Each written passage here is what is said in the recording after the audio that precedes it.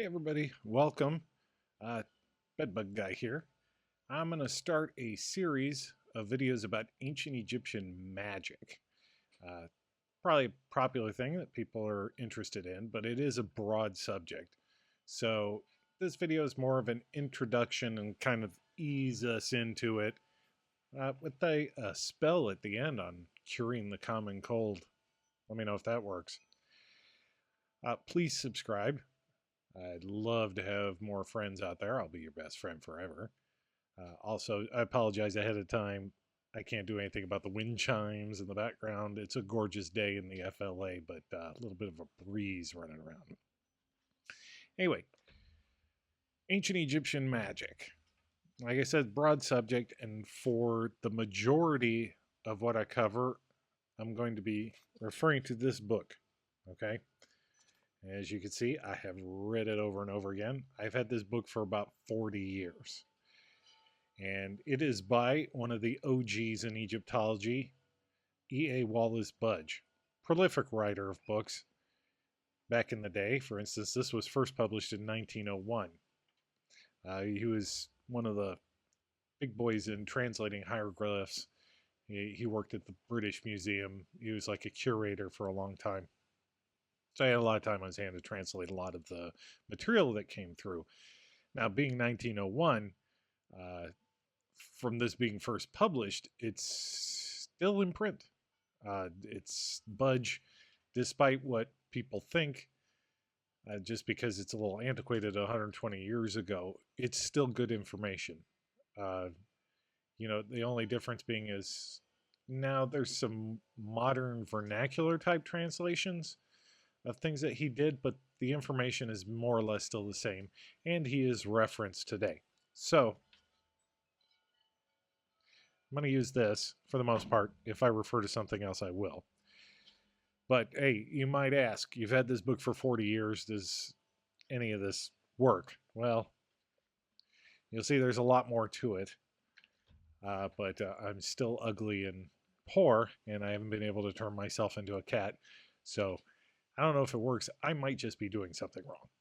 So let's get into it. Now, in ancient Egypt, magic was a integral part of life and religion. It was ubiquitous. It was everywhere. It was like Coca-Cola. Everything involved magic, okay? And the documentation of the magic goes all the way back to pre-dynastic times, maybe even earlier. And it had two ways of using magic, and it's the usual ways any magic would be performed. You had it for legitimate purposes to benefit the living and or the dead, or for nefarious reasons to harm somebody or curse somebody or whatever. Same thing. So a lot of it had to do with words. So a lot of magic, the rituals and the spells were very integral. And it's not just the words, but certain words, names of power. It had to be done in the proper tone, and if you did it right, you could heal sick people, cast out the dead. And here's a list of things you could do to give you a preview of what the future videos in the series will be about. You could resurrect the dead, project one's soul into an animal, bring inanimate figures and pictures to life. When I say pictures, this is interesting. They believed that pictures could come to life magically.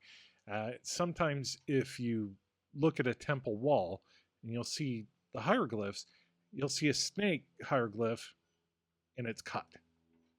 And that is to just so it doesn't come to life and hurt you. If I can find an example, you'll see it right here. Okay. You could control the weather. You could transmute metals from one form to another. Now, interesting. The word chemistry comes from alchemy, and alchemy is the whole deal of transmuting materials, specifically to make worthless materials such as lead and turn it into gold. Now, alchemy comes from the word Kemet, which is the original name of Egypt. Okay, chemistry, alchemy, Kemet. all this stems from Egypt. And so alchemy started in Egypt, okay? In their belief system, everything could be commanded by words. And this is interesting. So you have the association of magic with a couple of gods in mythology. But there's a couple main one. The first one is Jehudi. Uh, Everybody knows him by the name the Greeks gave him, which is Thoth. I don't know why. I guess they couldn't pronounce Jehudi. And this goes back to creation. You have the creation myth, the first god, the self-created god.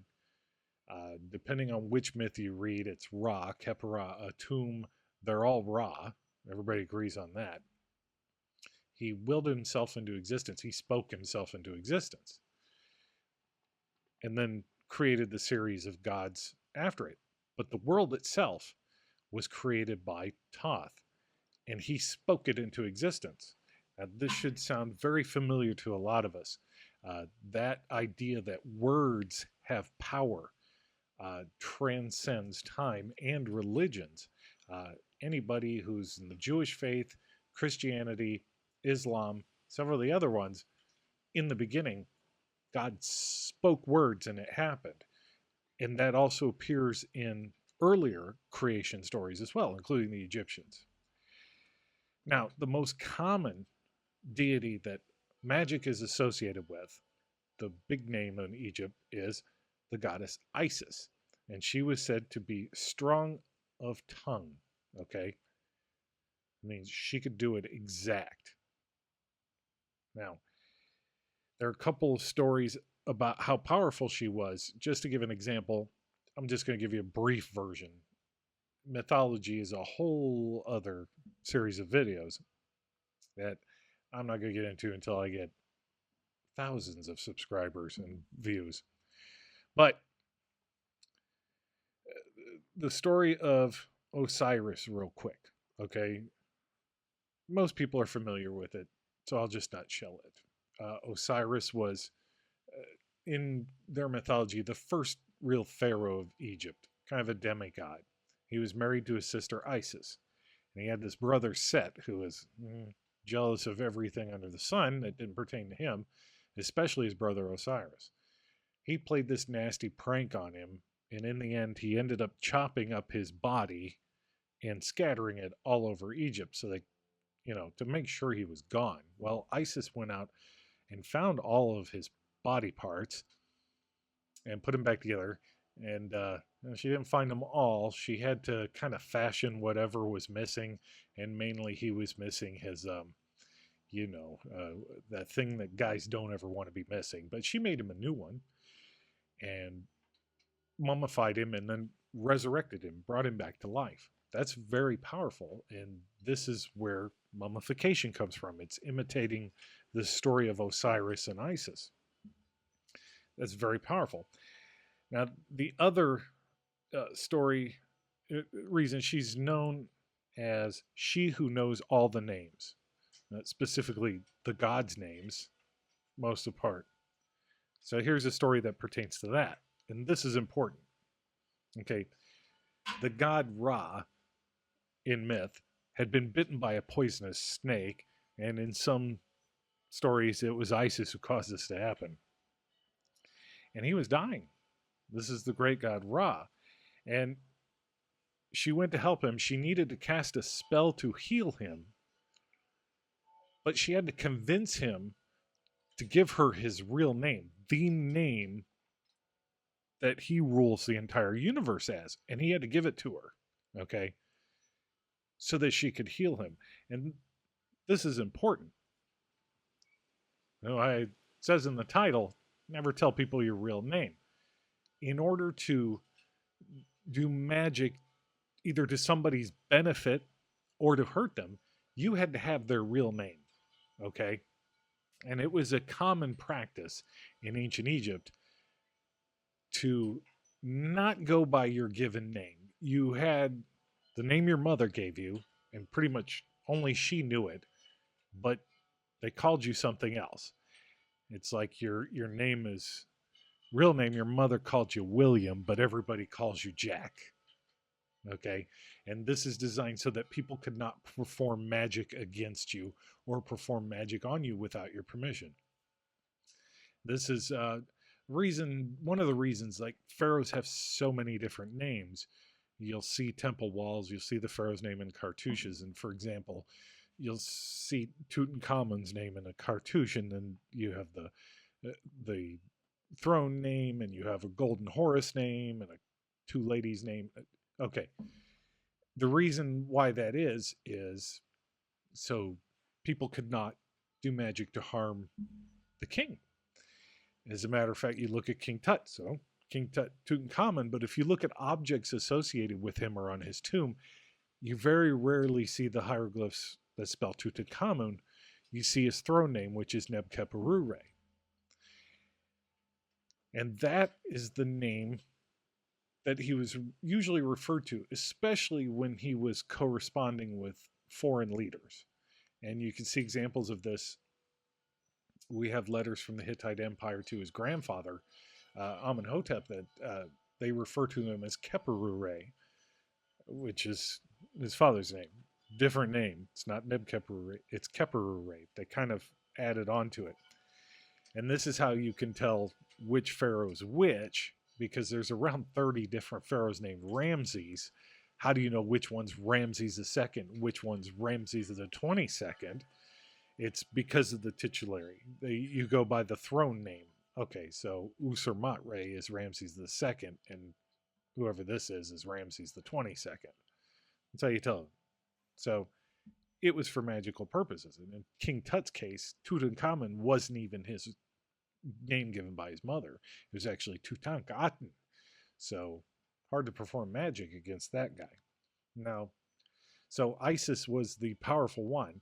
She knew all the names. She knew all the spells. She knew how to do everything. And Isis just transcends, that deity transcends time and religions. And she is filtered through all the way to today to what Christian churches refer to as pagan religions. She shows up in a few of the other later ancient religions, sometimes by another name, but she's definitely got all the same attributes as Isis. Now, oddly enough, there are parallels in the Christian religion that Mary is actually a form of Isis, because as it turns out, the story of Christ and the resurrection has very close parallels to the Osiris, Isis, and Horus story. The Christian religion and the ancient Egyptian religion are actually quite similar if you look into it. Don't know why. Same moral values. It could be because of the part of the Bible where they left Israel to get away from Herod, and they went to Egypt for a great part of his childhood. So he may have needed some influence there. As a case can be made, I'm not going to make it right here. Now, let's see. Sorry, I had to write a lot of this down. So, that's what the deal is with the names. So, as promised, I will end the video with a spell, because spells were also an integral part of their medicine. No matter what it was, I'll get into this into detail, but you had a broken leg, they'd set it, and then you had a spell to go with it. They gave her a prescription, they had a spell to go with it. It's interesting. If you had a certain illness, they had a spell to go with it. So this is a spell that they used to get rid of the common cold. They didn't have a cure for it either. So here we go. Let's see if we can get it right. Flow out, fetid nose. Flow out, son of fetid nose. Flow out, you who break bones, destroy the skull, and make ill the 7 holes of the head. That's it. You just repeat that several times until your cold goes away. They can kind of consider the cold a demon, and it is. So let me know what you think. Like I said, stay tuned. Please subscribe. I got another series of videos just dealing with different aspects of magic. There's going to be a spell in every video. We'll see if we can make them work. I don't know, I can breathe better already. Maybe it does work. Thanks for stopping by. I'll see everybody later.